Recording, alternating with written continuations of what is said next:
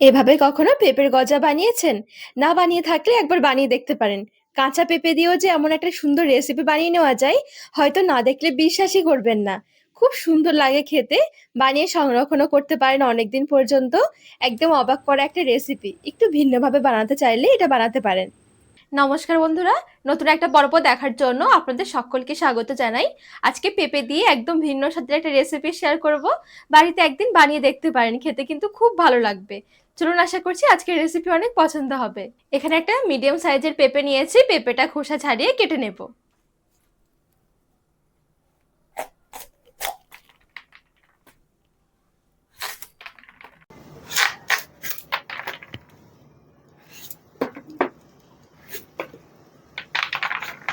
খোসাটা একটু মোটা করে ছাড়িয়ে নেব।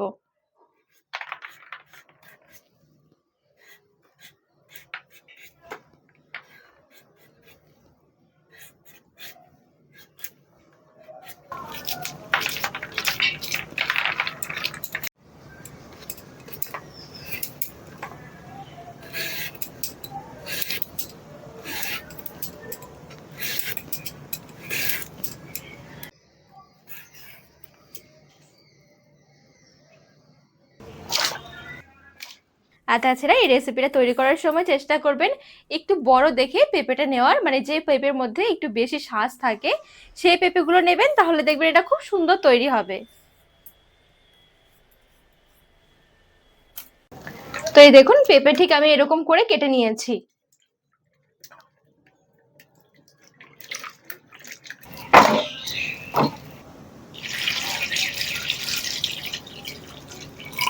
এবারে দিয়ে দিচ্ছি 1 চামচ পান খাওয়ার চুন।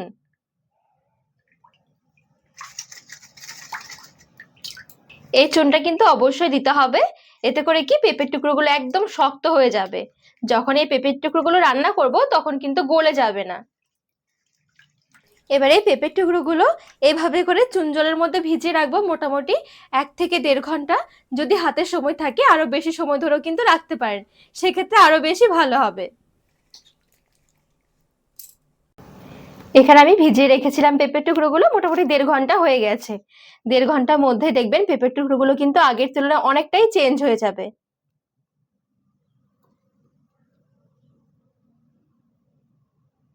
এবারে এই চুন জল থেকে ভালো করে কিন্তু পেঁপের টুকরোগুলো মোটামুটি 7-8 বারের মতন জল পাল্টে পাল্টে ধুয়ে নিতে হবে। তো এদিকে বেশ কয়েকবারের মতন জল পাল্টে পাল্টে ধুয়ে নিয়েছি। একদম ভালো করে ধুতে হবে, মোটামুটি 7-8 বারের মতন জল পাল্টে ধুতে হবে, যেন চুনের কোনো সাদা ভাব না থাকে। এবারে এদিকে গ্যাস ধরিয়ে একটা কড়াই বসিয়ে দিয়েছি। কড়াই এবারে খানিকটা জল নিয়ে নিচ্ছি। জলটা এবারে ভালো করে একটু ফুটিয়ে নেব।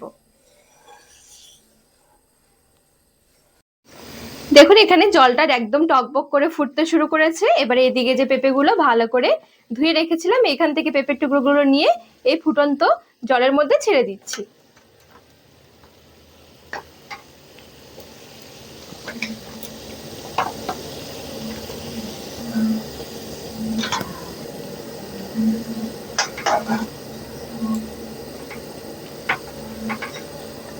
একদম হালকা করে একটু ভাপিয়ে নেব।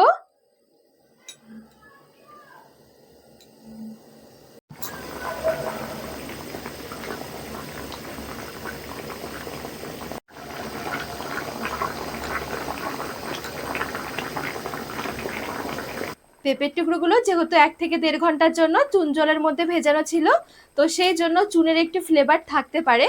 তো সেই কারণে কিন্তু এরকম করে একটুখানি ভাপিয়ে নিতে হবে। ভাপিয়ে জল ঝরিয়ে নেব। এবারে পেঁপের টুকরোগুলো একদম হালকা করে ভাপালেই হবে।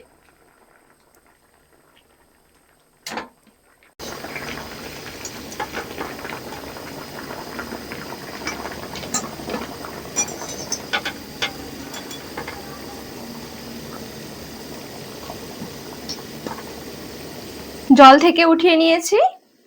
এবারে এই পেঁপের টুকরোগুলো শুকনো কড়াইয়ে নিয়ে নিচ্ছি।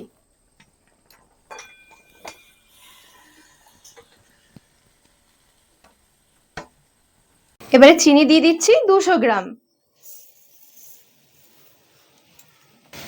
একদম সামান্য একটু জল।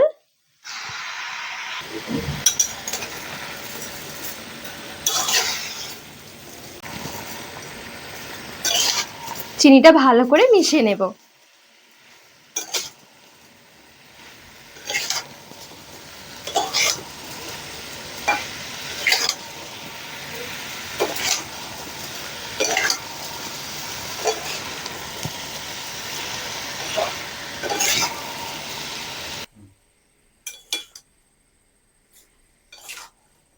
নাড়াচাড়া করতে করতে দেখবেন সুন্দরভাবে চিনিটা একটা পর্যায়ে গলে যাবে।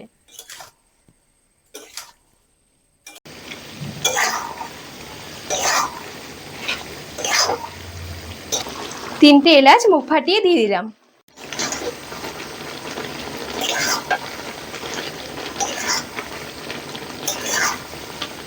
আঁচটা একটু বাড়িয়ে মোটামুটি চিনিগুলো সুন্দরভাবে গলিয়ে নিয়েছি। যখনই চিনিগুলো সুন্দরভাবে গলে যাবে আঁচটা একদম হালকা করে দিতে হবে। এই চিনির রসে কিন্তু এই পেঁপের টুকরোগুলোকে সেদ্ধ করতে হবে।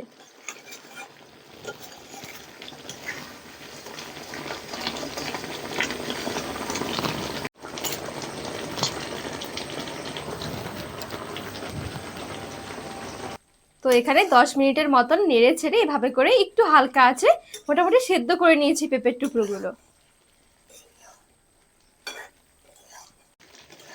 আঁচটা একটু বাড়িয়ে দিচ্ছি। আঁচ বাড়িয়ে যেটুখানি রস রয়েছে একটুখানি রস আমি শুকিয়ে নেব।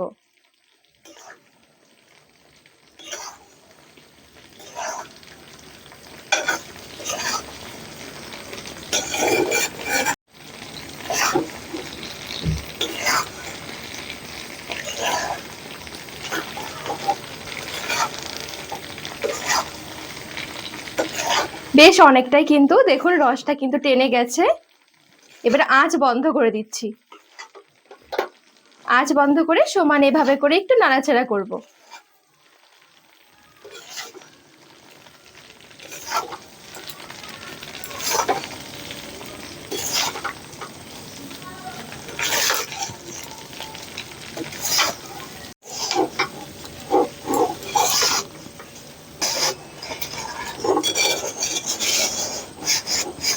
নাড়াচাড়া করতে করতে দেখুন চিনি কিন্তু একদম পুরো শুকিয়ে পেঁপের টুকরোর গায়ে কোটিং হয়ে গেছে। এই দেখুন। তো রেডি হয়ে গেল একদম দারুণ সুন্দর পেঁপের গজা। এবারে সার্ভ করে নিচ্ছি।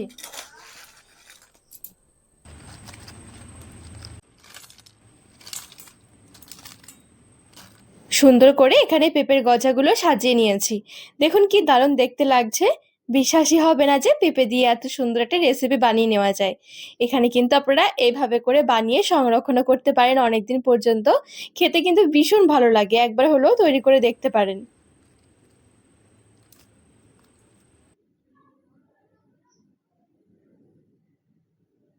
তো বন্ধুরা আজকের রেসিপি আপনাদের কেমন লেগেছে অবশ্যই কিন্তু কমেন্ট করে জানাবেন। আর রেসিপি ভালো লাগলে চ্যানেলটিকে সাবস্ক্রাইব করে পাশে থাকার অনুরোধ রইল।